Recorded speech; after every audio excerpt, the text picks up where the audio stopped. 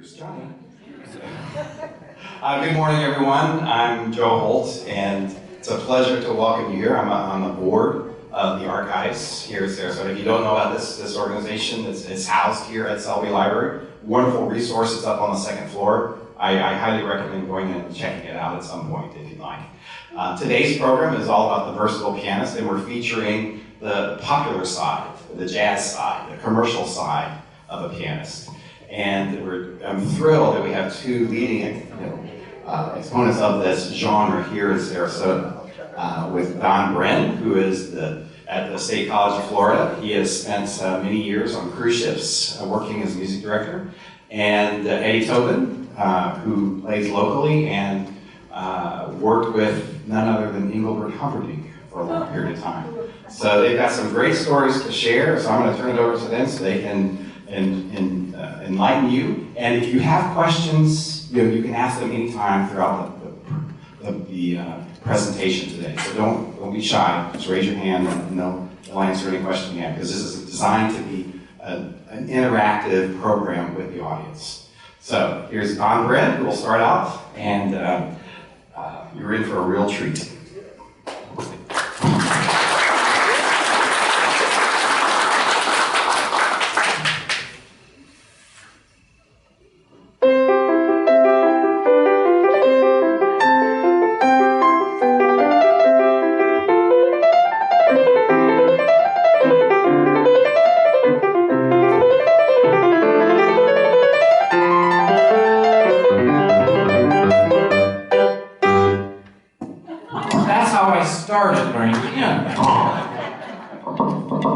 So, when Joe asked me to talk about being a versatile and a commercial pianist, at first I was kind of like, what am I going to talk about? And then I just realized, really, all I have to do is talk about how I got to where I am and all the different things I've done, because I got to do all the different kinds of little things and how they all came together. So, when I started out playing piano when I was 5, and kind of took to it like fish to water right away. And so I used to sit around when I was a kid. I remember someone bought me this sonata book, and it had all these different sonatas in it, and I didn't know what I was playing, but I just opened up and I started playing. So I played that and this one.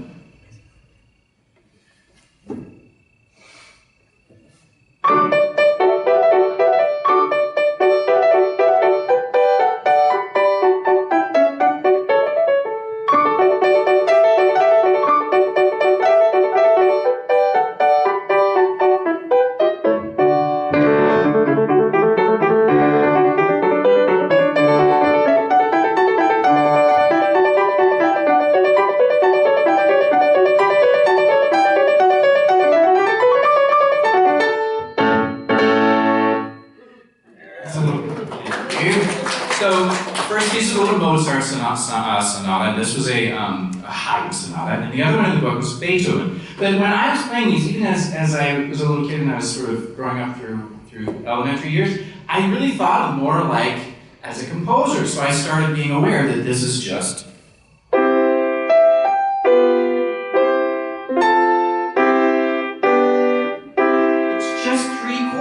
just like every rock and roll song we've heard since like 1952. But that's how I thought of it as a kid. That's how I started to learn. So, sorry, I got to jump ahead here. This was one of my favorites, if I could get there. There we go. I'll go ahead and play a little bit more of this. This is one of the pieces that I actually went on and practiced and didn't just sit around and learn. I had a teacher work with me. So I know that this is about pop, and I'm going to play this a little bit of this is a Beethoven sonata. This is from the C minor Pathetique sonata, but this is the third movement. If I can. I haven't practiced it since I was a teenager. No.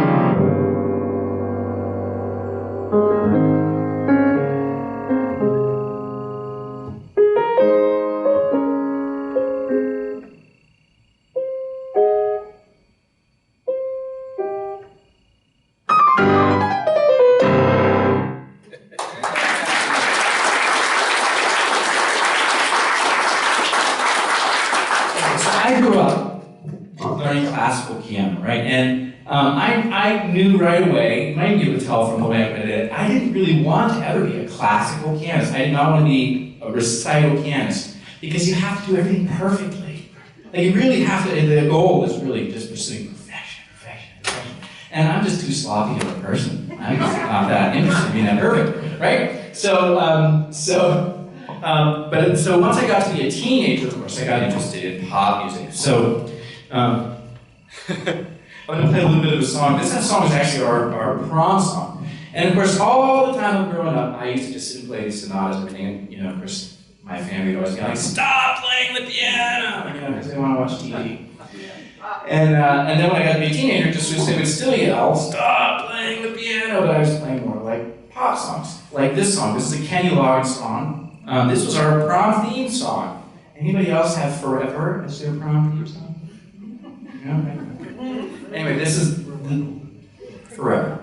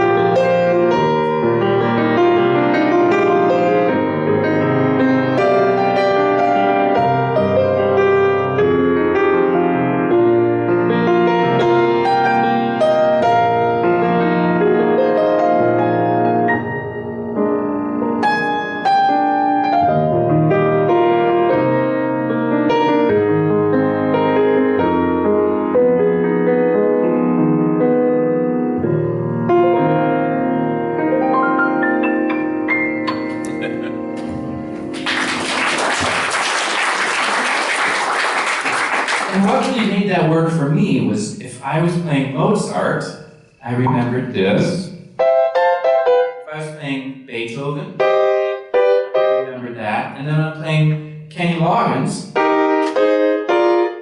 remembered the same things. So it really opened a lot of doors for me, being able to think in terms of chords. And then I went on to college. Let's see, what was next? College. Where I went to Kane University in Pittsburgh. And I got my undergraduate in piano performance, so classical piano and music technology. But I have to tell you, my piano teacher in college knew I was not going to be a concert pianist. She let me get away with a lot. She really did. And she knew I was basically going to be more of a composer. And while I was in college is when I was exposed to so many different kinds of music. So I played opera lessons, and I played in orchestra, and I got to take jazz. And jazz opened a whole new world for me, because jazz, the players in jazz think chords and harmony, just like I was thinking ever since I was a little kid. And of course, jazz allows a lot of improvising, and jazz is not about perfection, right? And they say in jazz, one of the things we say is there's no such thing as a wrong note. Maybe you can make better resolutions, but there's no wrong notes, right? So if you play a wrong note, you just have to figure out how to get out of it. So a couple things. The first things, of course, I learned in jazz was we started learning new grooves. So I remember the first thing. This is the first tune I had to play in jazz.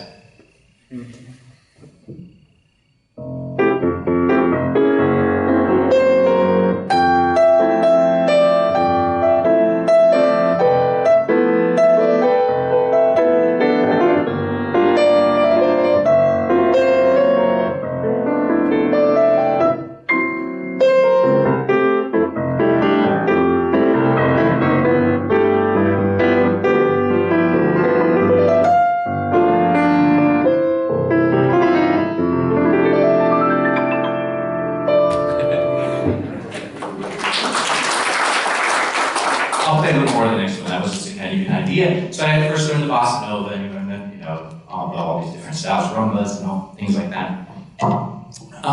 And then the next tune I remember was the next tune my teacher taught me in jazz. So, and it is a standard that everybody knows, great old Ellington tune named Sat Doll. So, so this is Sat Doll.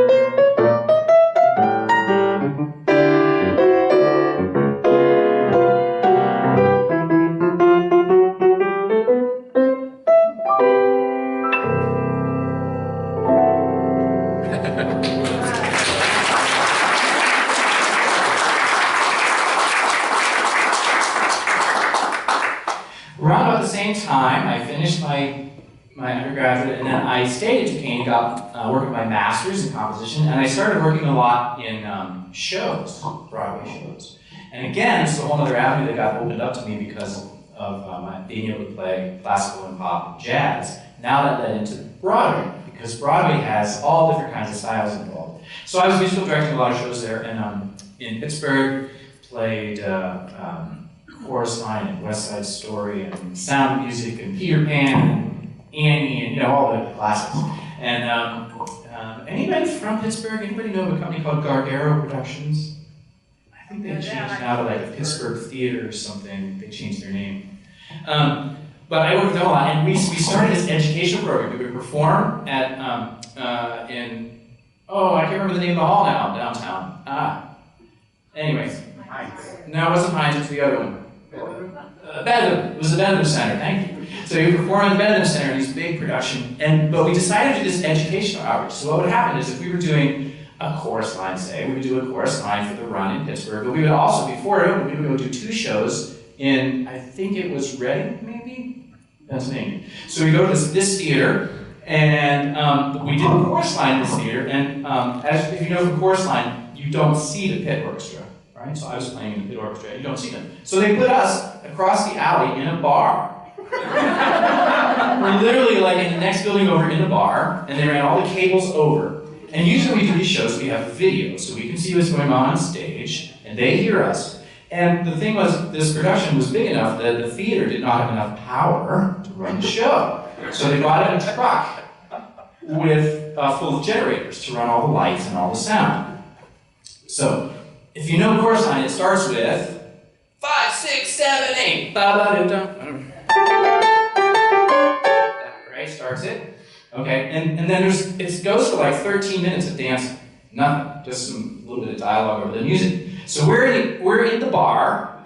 We're not drinking, but we are in the bar, and we're playing, and we are 5, 6, 7, 8, and we start. And we play for like 5 minutes. The whole show, we can't see it because for some reason we didn't have video of the first show.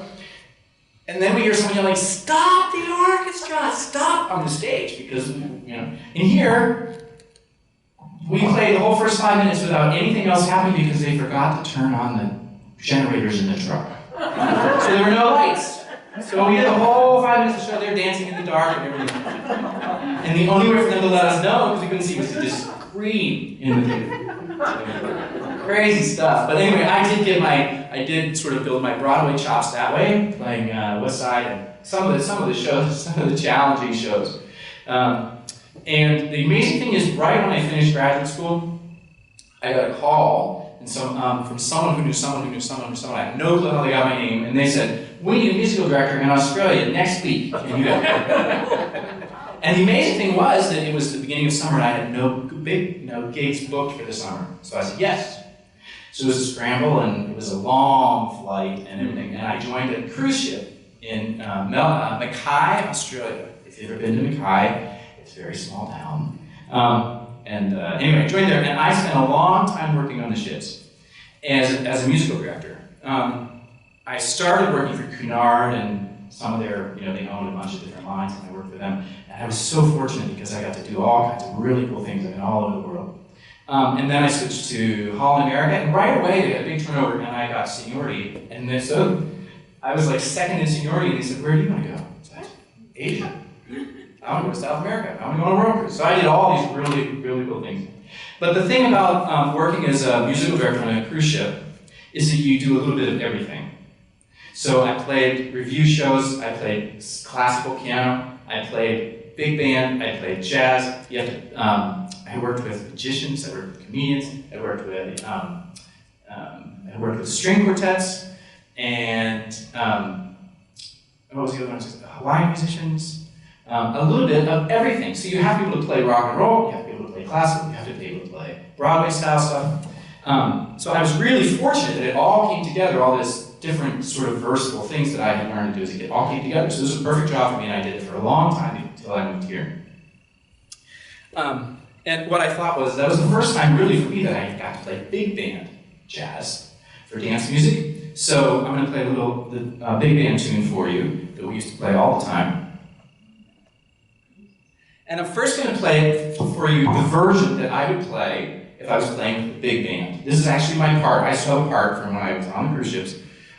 This is Take the A Train, but you have to imagine them with a big band. So there's all these horns and everybody playing and drums and everything, and this is my part.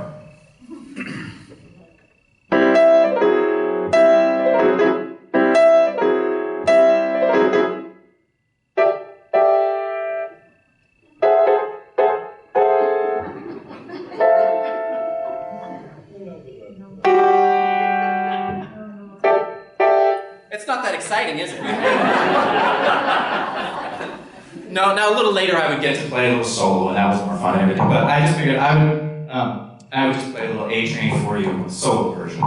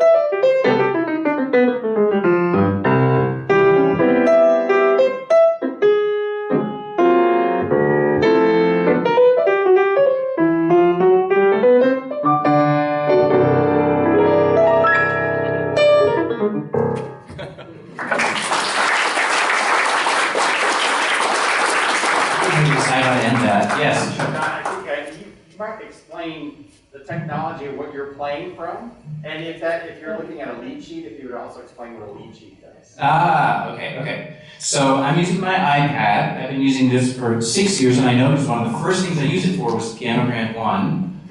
And I put all my PDFs in here, so it's just like looking at regular music, but it's on a screen, and then I just have to touch the screen to change the pages. And yes, I'm just using lead sheets, and a lead sheet means that it has the lead line or the melody, and then it has the chords above it, which is what I've been talking about with like the shorthand. It just tells me what chords and harmonies to play, and I make up the rest of it. And it's funny because I actually know Take the A Train. I don't know why I even had that in front of me. I wasn't really looking at it. I went, why am I turning the page? But I know this. Don, would you play what's actually on that page? Just to show them exactly what's there. That? Aren't there the chord symbols there? There are chord symbols, but that, yeah.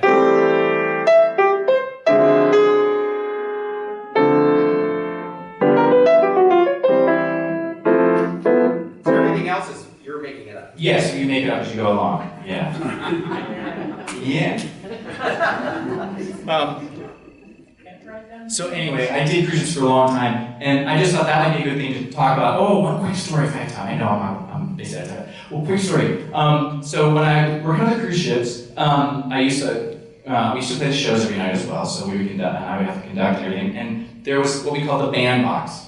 So we had a band was on this stage that moved, and it would get, when there was a show with singers and dancers all in front of us, we get slid way back to the stage, and there was a box that was just about this tall, the ceiling and walls, and we just barely fit in this little box, and then we played from there, and we were all mic'd and everything. And so I'm sitting in the band box, and there's a wall right there. And there was this one week that the weather was particularly bad, and this poor singers and dancers, they couldn't dance, they literally like sat and did this whole production show just sitting still. It was really funny.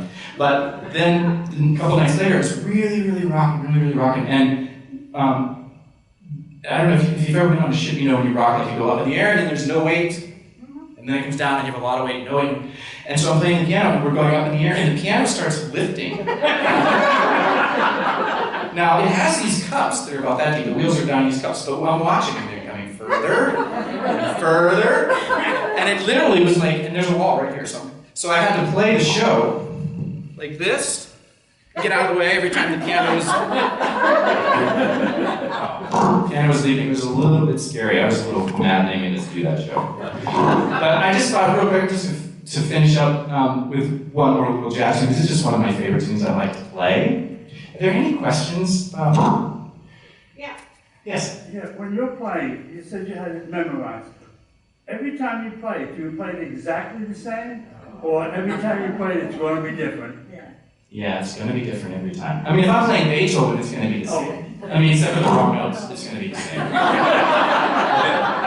are you doing now? Is there what are you doing now? Okay, so I teach at the State College of Florida. I'm head of the music theory and keyboard department. So I teach piano and I teach music theory. And I also work at the Oslo Conservatory for Actor Training. I do a singing workshop there. And I work at the Unitarian Church shop. And then I also play like gigs and I do little talks and all kinds of stuff. And I'm also in charge of the Pianopalooza Piano Festival that's coming up in April and May. I have some cards over there. I can tell you more about it.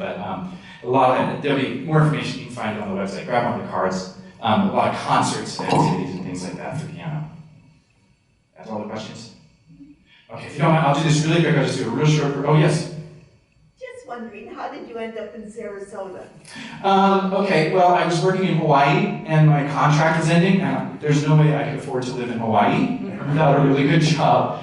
And this seemed like a really good place because I play a lot of traditional jazz, kind of older style jazz, and people like that here. So I thought this would be a good place to settle, and it's worked pretty well. I'll just do one through. This is, you'll know this song. You'll know this one.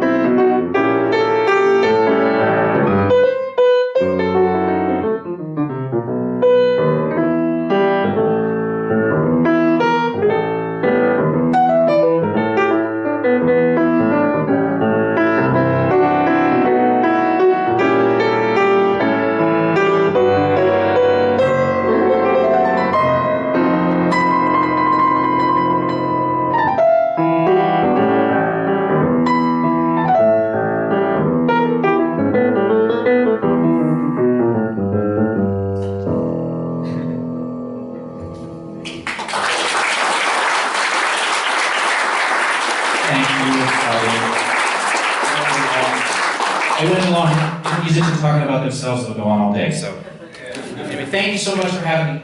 Don Bryn, everybody, Don Bryn. Eddie Tobin.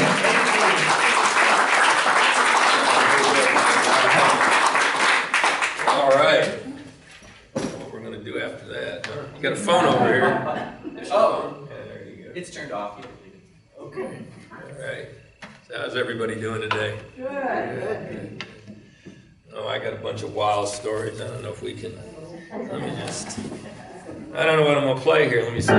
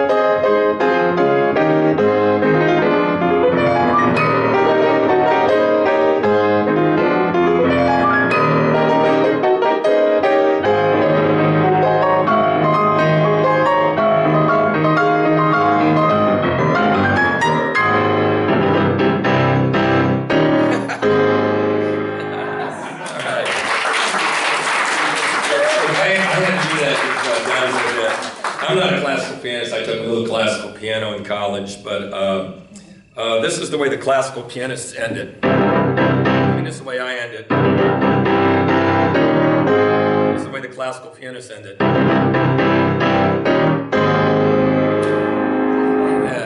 And since I play in restaurants and bars and everything, that's a Polonaise and A flat. I haven't played that in a long time, but I thought I'd do a little introduction here.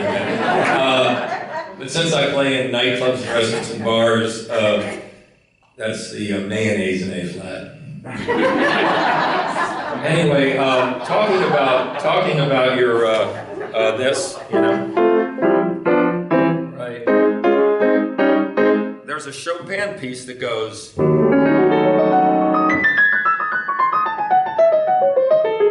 Well, this chord right here.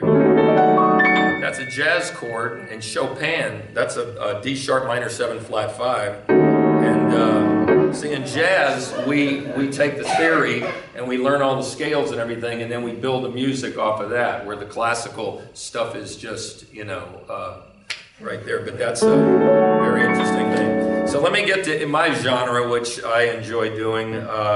This is a little something. I'm going to do it a couple different ways to show you. This was written by Hoagie Carmichael. It goes like this.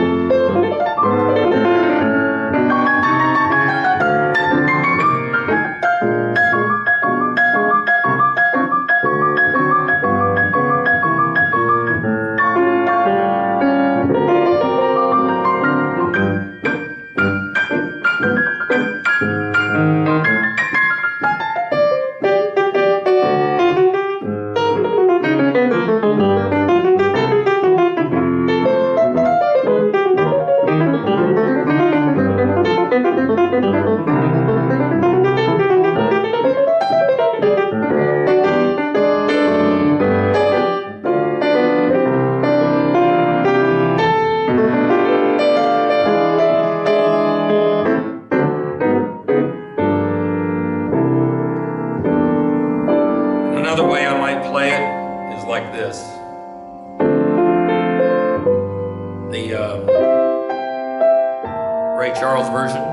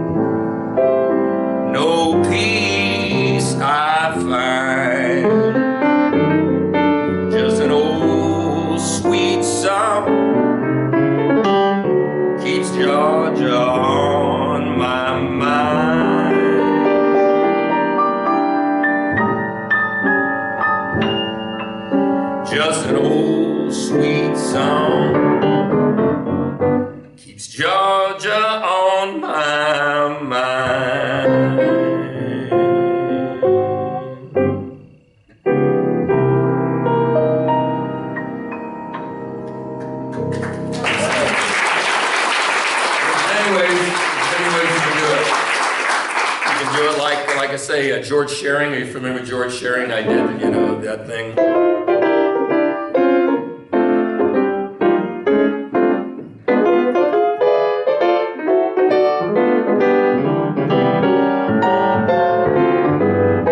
You know, Oscar Peterson playing it like this, you know.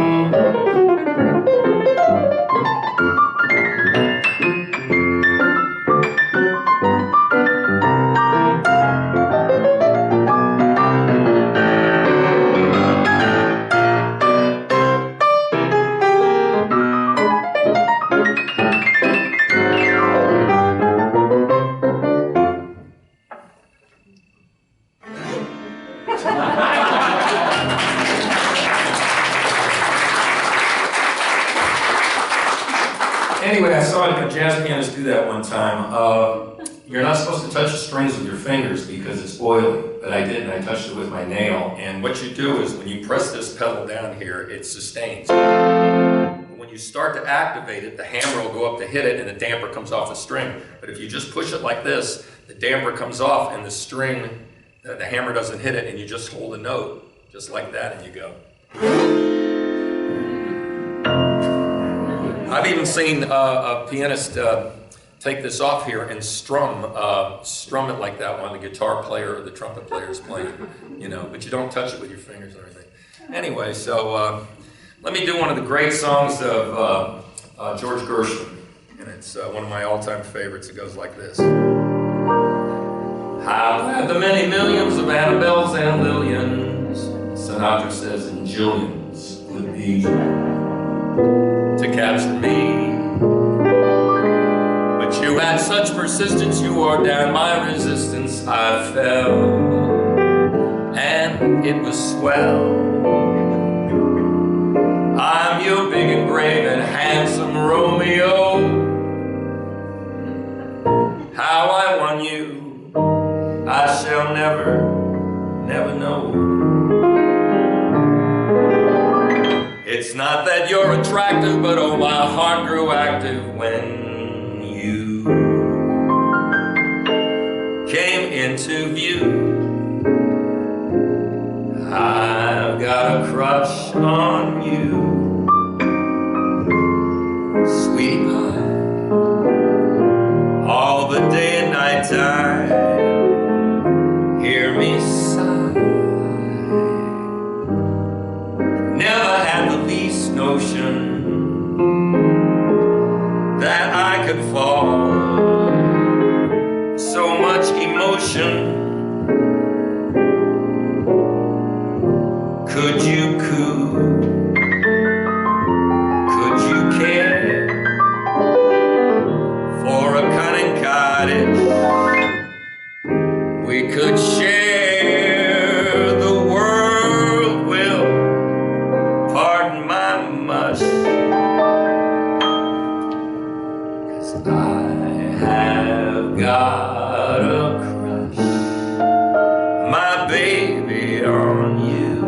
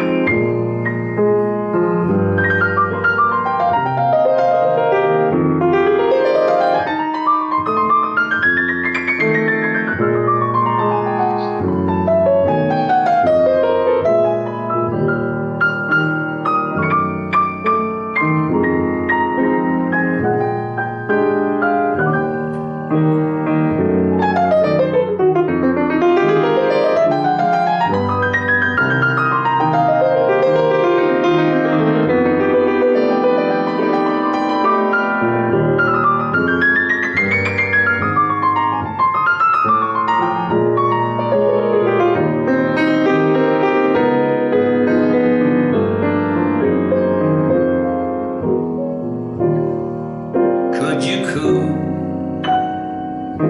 Could you care for a cunning cottage? We could share the world. Will pardon my mush, 'cause I have got a crush, my baby, on you.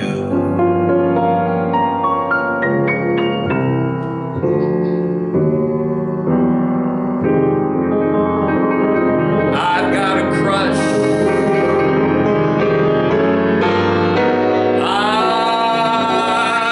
I've got a crush.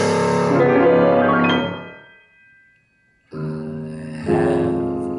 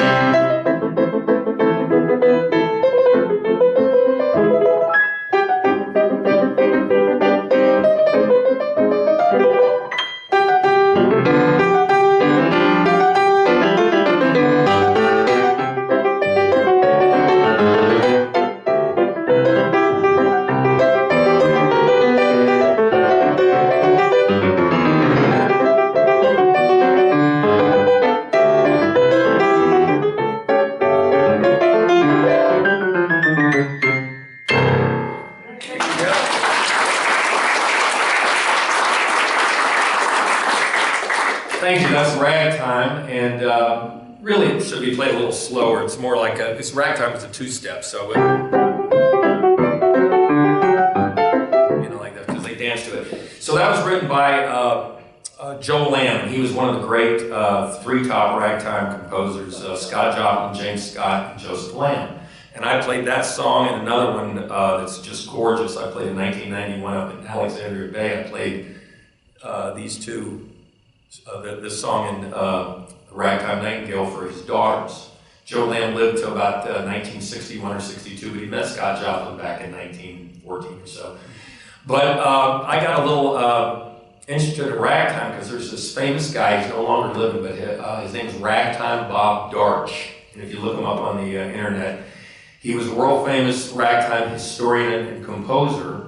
And but his day job, he was a lieutenant colonel in the Army. He taught at the Army War College in Carlisle, Pennsylvania. So one time I was visiting up there, and he says, "Come on," he used to talk like this. He says, "Come on, we're gonna go to Gettysburg, and we're gonna do Pickett's charge at 90 paces a minute, just like Pickett did."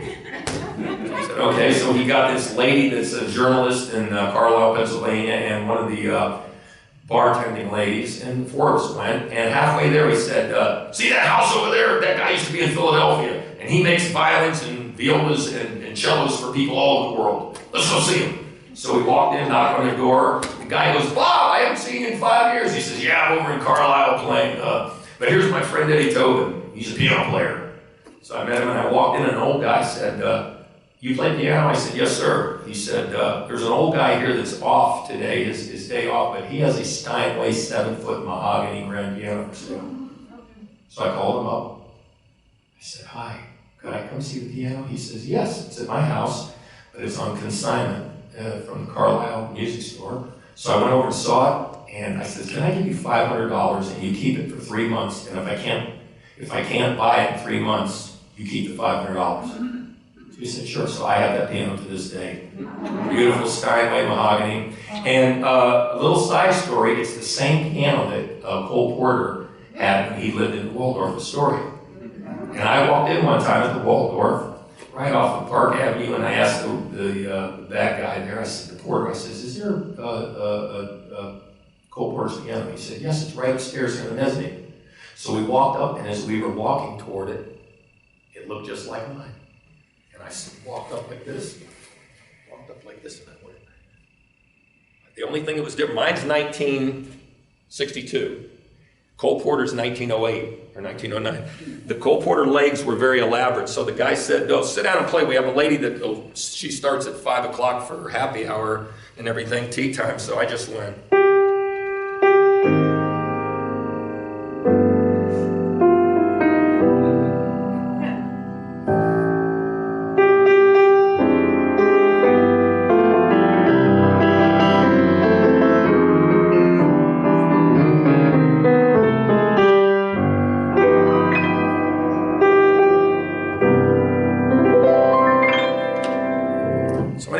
A few years later, and the mezzanine wasn't there. And it was down in this new place, and this lady was playing the piano, and I went and sat, had my $20 martini, and listened to her play. But yeah, so now the Waldorf is closed. I don't know, renovating or whatever. I don't know what happened to the piano, but that was wonderful. Anyway, that was Bob Darch's wonderful ragtime pianist, if you look him up on the internet.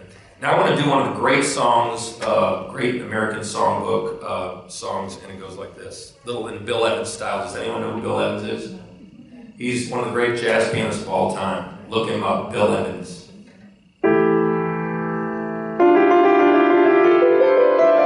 Totally different style from what I've played.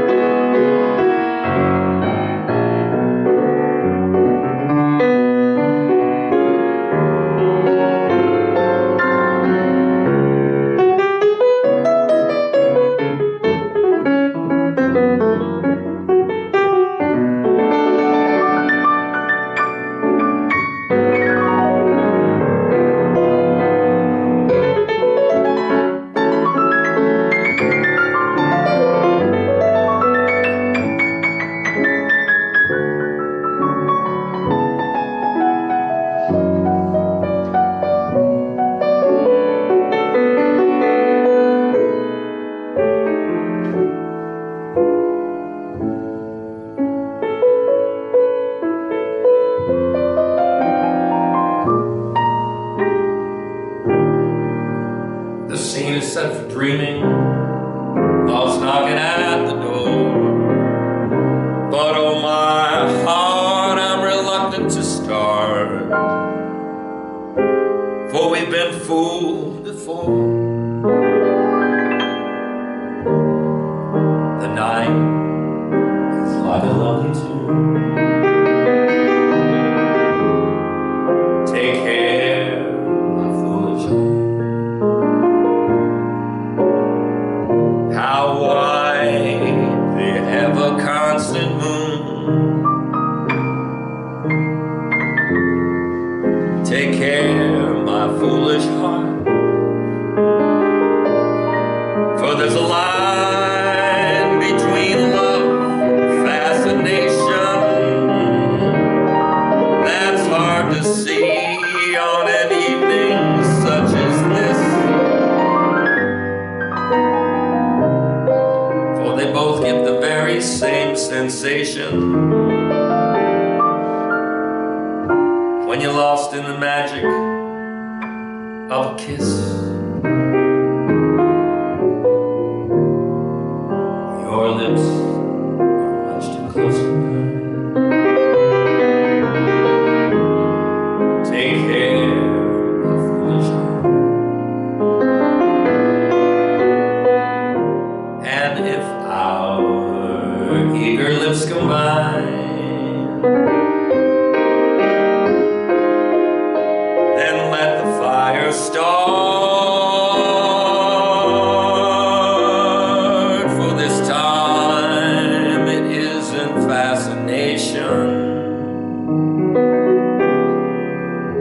or a dream that may fade and fall apart.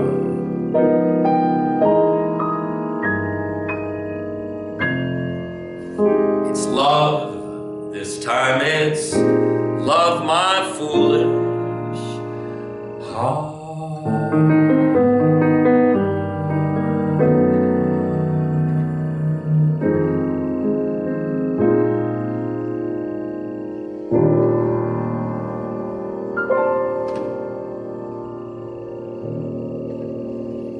There you go.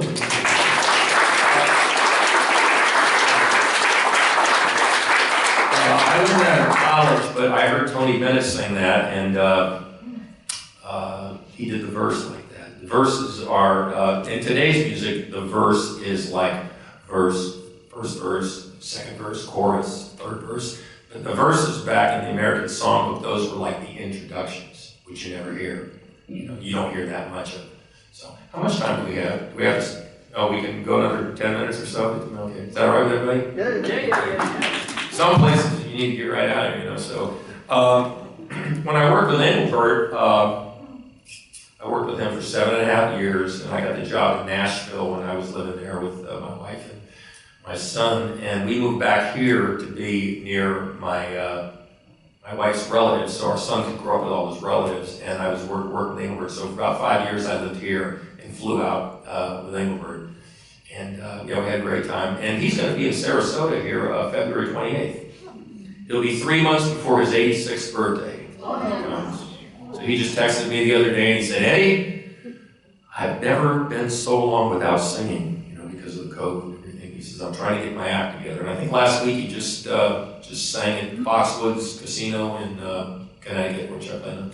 Quick story, one time right before the show, I was in Engelbert's dressing room, and he says, it's my wife and I, our 38th wedding anniversary. Could we play a special song? I said, sure, what is it? He said, When I Fall in Love.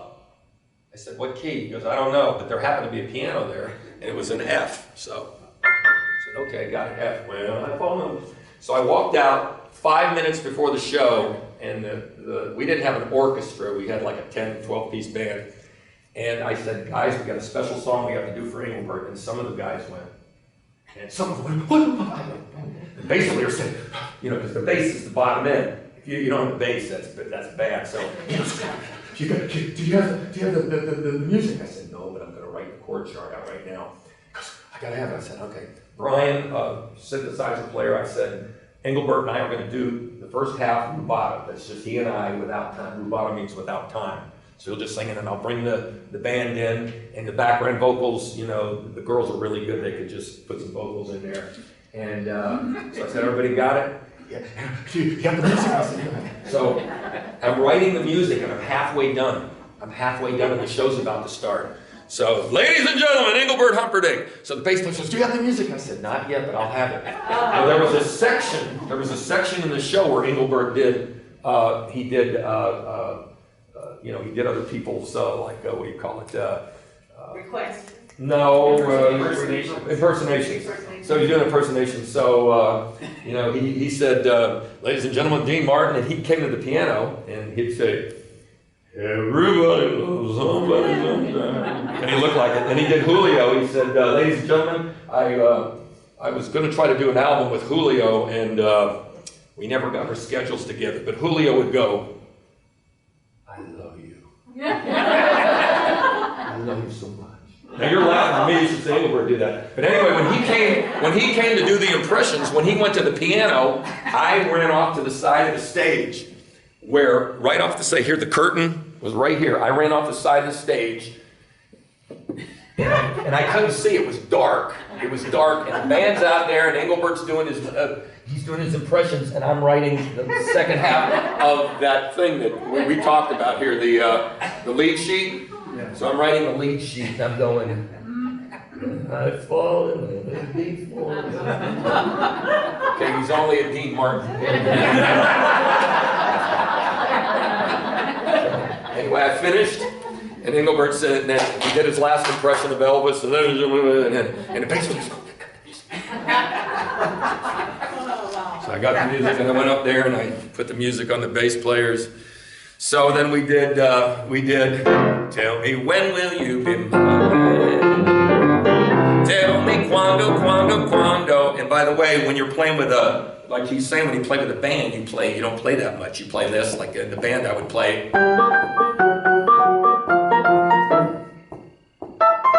Because the bass player is playing down here, but when I play solo piano, I got to play everything. So, tell me when will you be mine? Tell me quando, quando, quando we can share a little night. Oh, my lover, tell me when will you say yes to me?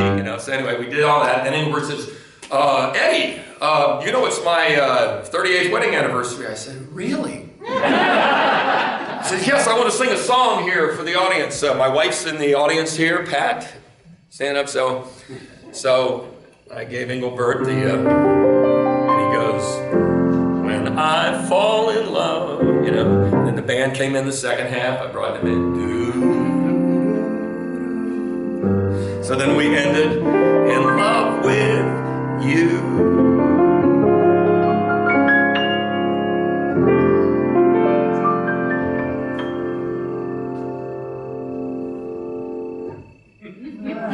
Seamless.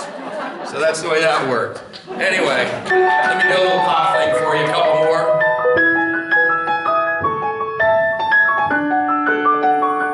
This is more like pop piano right here.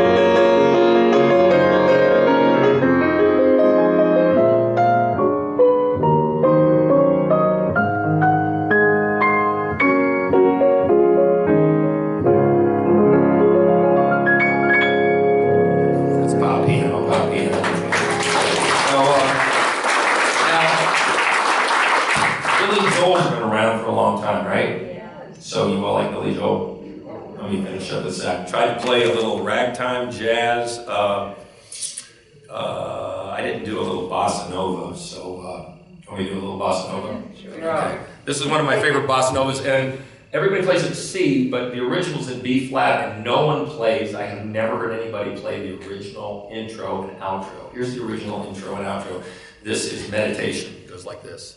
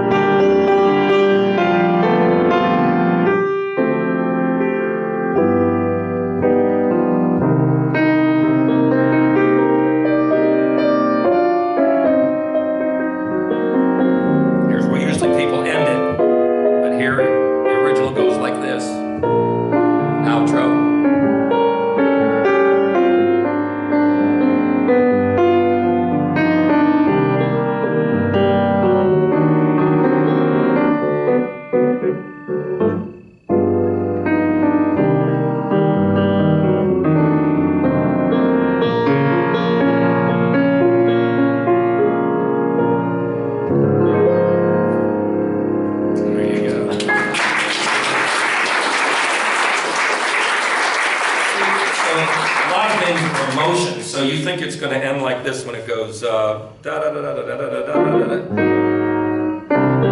You think it's going to end here? Claus Augerman, the famous arranger, he also arranged for Diana Krall.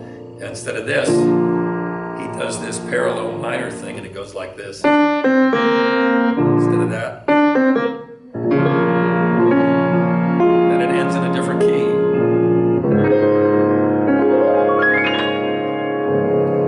Do one more, all right? All right, like this. Like this here. Would you rather hear Johnny Cash or would you rather hear a Billy Joel? Billy Joel? Okay, here we go.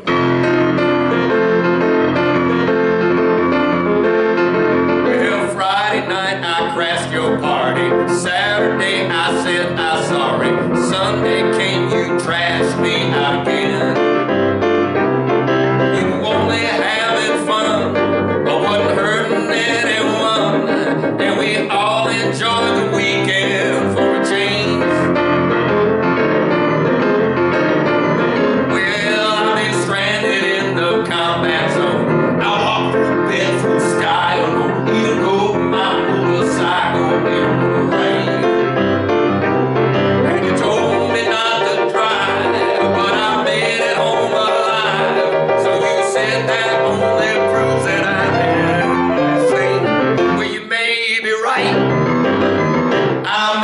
crazy. Whoa, but it just may be a lunatic you're looking for. I turn out the light, I don't try to save you. may be right.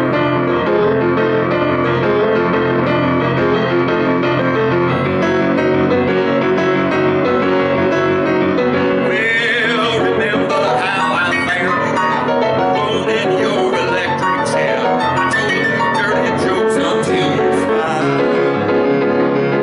You were hungry for a man. I said, take me as I am, and you might enjoy some madness for a while. Now think of all the years you tried to find someone to satisfy you. I might be as crazy as you say. If I'm crazy, then it's true, and it's all because of you, and you wouldn't want me any other way. You may be right, I may be crazy. Whoa, but it just may be a lunatic you're looking for. I turn out the light, but don't try to save me.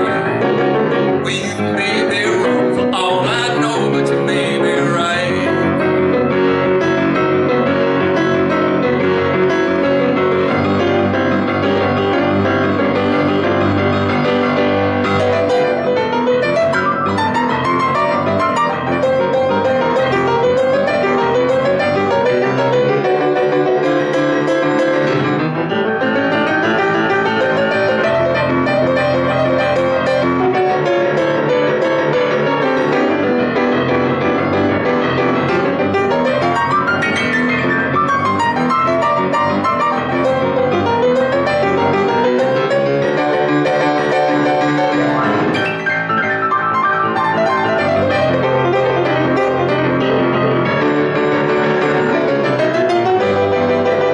Well, you may be right, I may be crazy. Whoa, but it just may be a lunatic you're looking for. I turn out the light,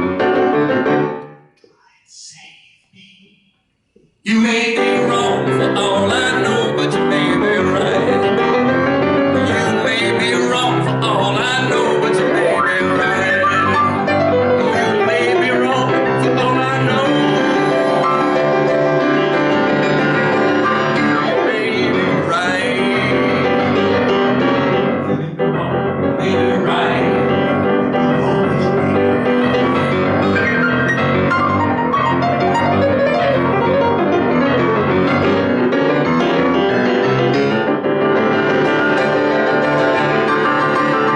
Well, you may be right.